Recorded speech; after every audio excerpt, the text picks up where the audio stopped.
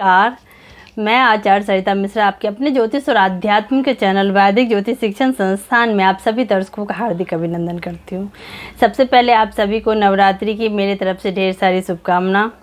माता का आशीर्वाद हम सभी पे बना रहे, इसी मंगल प्रार्थना के साथ चलिए आज के कार्यक्रम की शुरुआत करें। आज मैं आप सभी को दुर्गा सप्तशती का क्या महत्व है, इस पाठ को करने से हमारे जीवन में किस प्रकार से चमत्कारिक बदलाव आता है, इस दुर्गा सप्तशती पाठ का क्या महत्व है, इसके 13 अध्याय को करने से किन फलों की प्राप्ति होती है, इन सभी के बारे में मैं आज आपको विस्तार से जानकारी दूंगी। तो कार्यक्रम आप सभी के लिए बहुत ही खास है, तो कार्यक्रम में अंत तक बने रहिएगा और जानकारी अच्छी लगे तो मेरे वीडियो को लाइक शेयर और सब्सक्राइब करें। और यदि किसी को अपनी कुंडली मुझसे एनालिसिस करवानी हो तो मेरे मोबाइल नंबर 8383904847 पे कॉल करके मुझसे अपनी कुंडली एनालिसिस करवा सकते हैं। तो चलिए इसी के साथ हम जानते हैं कि दुर्गा सप्तशती पाठ का क्या महत्व है। दुर्गा सप्तशती एक ऐसा वरदान है, एक ऐसा प्रसाद है जो भी प्राणी इसे ग्रहण कर लेता है वह प्राणी धन्य हो जाता है। जैसे मछली का जीवन पानी में होता है, जैसे एक वृक्ष का जीवन उसके बीज में होता है, वैसे ही माँ के भक्तों के लिए उनका जीवन, उनके प्राण दुर्गा सप्तशती में स्थित है। इसके हर अध्याय का एक खास और अलग उद्देश्य बताया गया है और ये देवी के विभिन्न शक्तियों को जागृत करने के लिए 13 अध्याय, 13 ब्रह्मास्त्र इसको कह सकते हैं। तो आइए जान लेते हैं कि दुर्गा सप्तशती पाठ का क्या महत्व शास्त्रों में बताया गया। आइए इसको समझते हैं। इस क्रम में सर्वप्रथम मार्कंडेय पुराण में वर्णित चमत्कारिक देवी महात्म्य में माँ दुर्गा के विभिन्न स्वरूपों का वर्णन किया गया है। इसे स्वयं ब्रह्मा जी ने मनुष्य की रक्षा के लिए बेहद गुप्त और परम उपयोगी, मनुष्य का कल्याण करने वाली देवी कवच बताया गया है। स्वयं ब्रह्मदेव ने कहा है कि जो मनुष्य दुर्गा सप्तशती का पाठ करेगा वह परम सुख को भोगेगा। इस दुर्गा सप्तशती को शतचंडी, नवचंडी और चंडी पाठ भी कहा गया है। ये एक जागृत तंत्र विज्ञान है। दुर्गा सप्तशती पाठ के श्लोकों का असर निश्चित रूप से होता है और तीव्र गति से इसका प्रभाव पड़ता भी है जातकों पे। इसमें ब्रह्मांड की तीव्र शक्तियों का ज्ञान छुपा हुआ है, रहस्य छुपा हुआ है। यदि मनुष्य सही तरीके और सही विधि विधान से पाठ पढ़ता है तो मनुष्य के जीवन की समस्त परेशानियों का अंत सुनिश्चित है। तो आइए जान लेते हैं कि दुर्गा सप्तशती के 13 अध्याय कौन कौन से हैं और इस पाठ को करने से किन फलों की प्राप्ति होती है। आइए इसको जानते हैं। इस क्रम में सर्वप्रथम दुर्गा सप्तशती पाठ का पहला अध्याय का क्या महत्व है, आइए जानते हैं। किसी भी प्रकार की चिंता है, किसी प्रकार का मानसिक विकार यानी कि मानसिक कष्ट हो तो दुर्गा सप्तशती के प्रथम अध्याय के पाठ से इन सभी मानसिक विकारों और दुश्चिंताओं से मुक्ति मिल जाती है। इंसान की चेतना जागृत हो जाती है और विचारों को सही दिशा मिलती है। किसी भी प्रकार की नेगेटिव विचार आप पर हावी नहीं होता। इसके फलस्वरूप दुर्गा सप्तशती के पहले अध्याय से आपको हर प्रकार की मानसिक परेशानियों से, चिंताओं से मुक्ति मिल जाएगी। अब जानते हैं कि दुर्गा सप्तशती के दूसरे अध्याय को करने से किन फलों की प्राप्ति होती है। आइए जानते हैं। इस क्रम में दुर्गा सप्तशती के दूसरे अध्याय पाठ से मुकदमे में विजय की प्राप्ति होती है। किसी प्रकार का आपका झगड़ा हो, वाद विवाद हो, उसमें शांति आती है और जातक को मान सम्मान की रक्षा होती है। दूसरा पाठ विजय के लिए होता है, लेकिन इसके लिए आपका उद्देश्य सही होना चाहिए, आपकी मनसा सही होनी चाहिए, तभी ये पाठ फल देता है। अगर आप झूठ की बुनियाद में या गलत चीज़ों के लिए इसका प्रयोग करेंगे तो माता भूल से भी आपकी मनोकामनाओं को पूर्ण नहीं करेगी। आप जानते हैं कि दुर्गा सप्तशती के तीसरे अध्याय को करने से किन फलों की प्राप्ति होती है। तीसरा अध्याय शत्रु छुटकारा प्राप्त करने के लिए किया जाता है। दोस्तों, शत्रुओं का भय व्यक्ति के जीवन में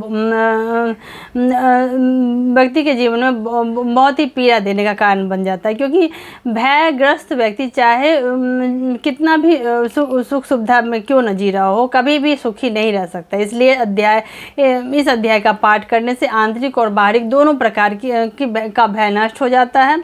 आपके जो भी गुप्त शत्रु है जिनका पता आपको नहीं चल रहा है, जो सबसे ज़्यादा हानि पहुंचा रहे हैं, तो ऐसे शत्रुओं से छुटकारा पाने के लिए तीसरे अध्याय का पाठ करना सर्वोत्तम माना जाता है। अब आइए जानते हैं कि दुर्गा सप्तशती के चतुर्थ अध्याय का पाठ करने से किन लाभ की प्राप्ति होती है।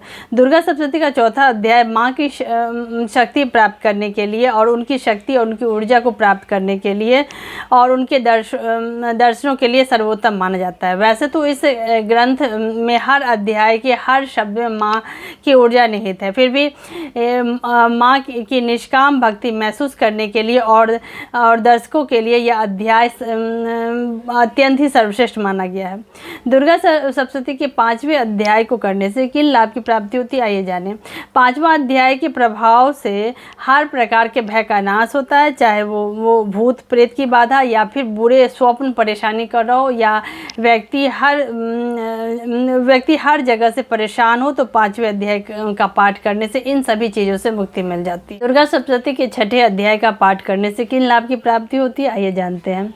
इस अध्याय का पाठ किसी प्रकार की तंत्र बाधा हटाने के लिए किया जाता है। इसके साथ ही आपको लगता है कि यदि आपके ऊपर कोई जादू टोना किया गया हो, आपके परिवार को बांधा गया हो या राहु केतु से आप पीड़ित हो, तो 6ठे अध्याय का पाठ करने से इन सभी संकटों से मुक्ति मिल जाती है। दुर्गा सप्तशती के 7वें अध्याय का पाठ करने से किन लाभ की प्राप्ति होती है, आइए जानते हैं। किसी भी विशेष कामना की पूर्ति के लिए 7वें अध्याय सर्वोत्तम रहता है। अगर सच्चे और निर्मल मन से माँ की पूजा की जाए तो 7वें अध्याय का पाठ किया जाता है। इससे व्यक्ति की सभी मनोकामनाएं पूर्ण हो जाती है। दुर्गा सप्तशती के 8वें अध्याय का पाठ हम क्यों करना चाहिए, आइए जानते हैं। अगर आपका कोई प्रिय आपसे बिछड़ गया हो, कोई गुमशुदा हो या फिर उसे ढूंढने में आप थक चुके हैं, तो 8वें अध्याय का पाठ करने से इस क्षेत्र में चमत्कारिक लाभ देखने को मिलता है। बिछड़े हुए लोगों से मिलने के लिए, इसके अलावा वशीकरण के लिए भी इस अध्याय का पाठ किया जाता है, लेकिन वशीकरण सही व्यक्ति के लिए किया जाना चाहिए। आपकी मंशा सही होनी चाहिए, ये बहुत ज़रूरी है। सही मंशा के साथ किया जा रहा है, इसका ध्यान रखना बहुत ही आवश्यक है, अन्यथा फायदे की जगह पर नुकसान भी हो सकता है। इसके अलावा धन लाभ के लिए, धन प्राप्ति के लिए भी 8वें अध्याय का पाठ करना विशेष फलदायक रहता है। दुर्गा सप्तशती के 9वें अध्याय को करने से किन लाभ की प्राप्ति होती है, आइए जानते हैं।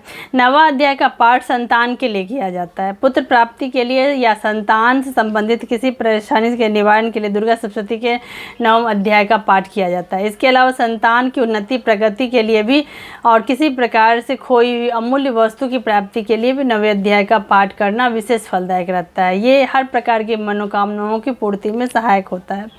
दुर्गा सप्तशती के 10वें अध्याय का क्या फल है, आइए जानें। अगर संतान गलत रास्ते पर जा रही हो तो ऐसी भटकी हुई संतान को सही रास्ते पर लाने के लिए 10वां अध्याय सर्वश्रेष्ठ माना जाता है। अच्छे और योग्य पुत्र की प्राप्ति के लिए 10वां अध्याय किया जाना चाहिए, तो योग्य संतान की प्राप्ति होगी और संतान सही रास्ते पर भी चलेगी। दुर्गा सप्तशती के 11वें अध्याय का क्या फल है, आइए जानें।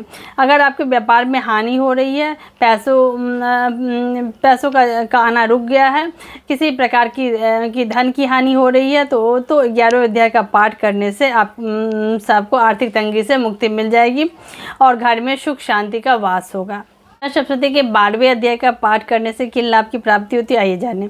इस अध्याय का पाठ करने से व्यक्ति को मान सम्मान की प्राप्ति होती है। इसके अलावा जिस व्यक्ति पर गलत दोषारोपण कर दिया जाता है, जिससे उसके सम्मान की हानि होती है, तो ऐसी स्थिति में से बचने के लिए दुर्गा सप्तशती के 12वें अध्याय का पाठ करना चाहिए।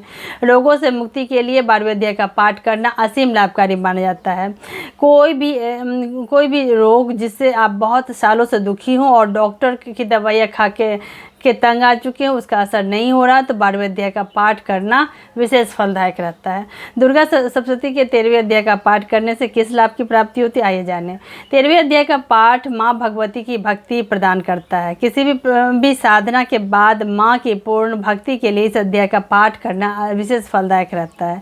किसी विशेष मनोकामनाओं को पूर्ण करने के लिए भी इच्छित वस्तु की प्राप्ति के लिए इस अध्याय का पाठ करना अत्यंत लाभदायक रहता है। तो इसी के साथ माँ का आशीर्वाद हम सभी के ऊपर ऐसे ही बना रहे। आप सभी मेरे कार्यक्रम को देखें, पसंद करें। धन्यवाद।